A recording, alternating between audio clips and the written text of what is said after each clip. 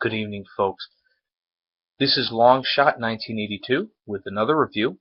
Tonight I'm going to review one of my favorite fights in Marvel history, the Spider-Man vs. Venom diorama by Sideshow Collectibles.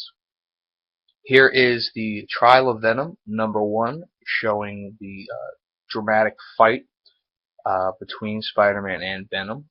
And it's the artwork that I really loved about this particular book, because of his wild teeth and his tongue flailing around that really got him, a lot of popularity.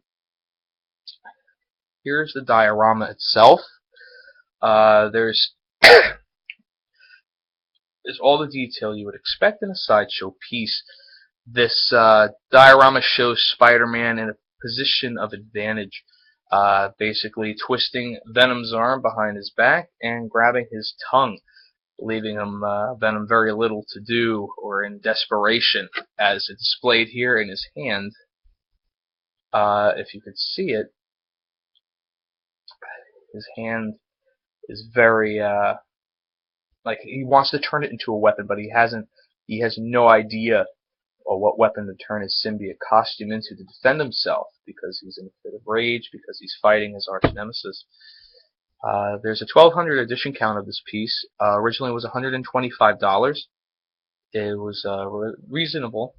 It's still relatively reasonable. You could pick one up for approximately $200. That's the price that I paid for mine. Well worth it.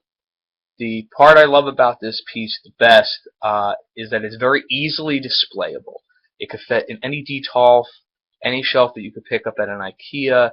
It's very easily to display. It's solid. There's no hollowing out of any pieces or anything like that.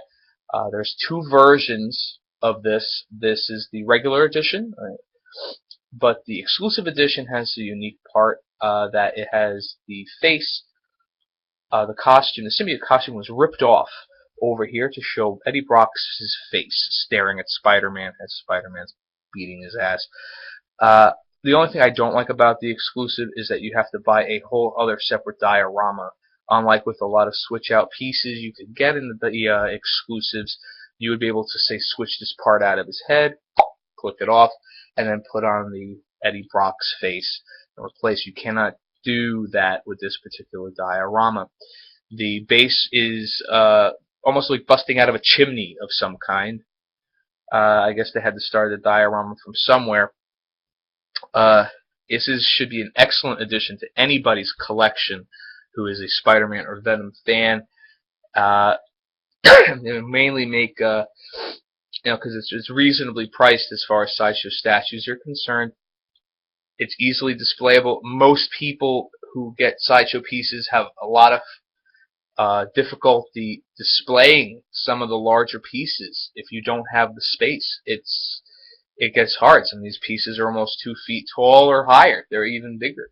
So it really is nice that you can have this detailed fight, that shows real quality and all the detail that you would want in a sideshow piece, but without the annoying bulkiness that people may or may not want. I am fortunate enough to have the space for quarter scale figures. Some people out there may not have that luxury.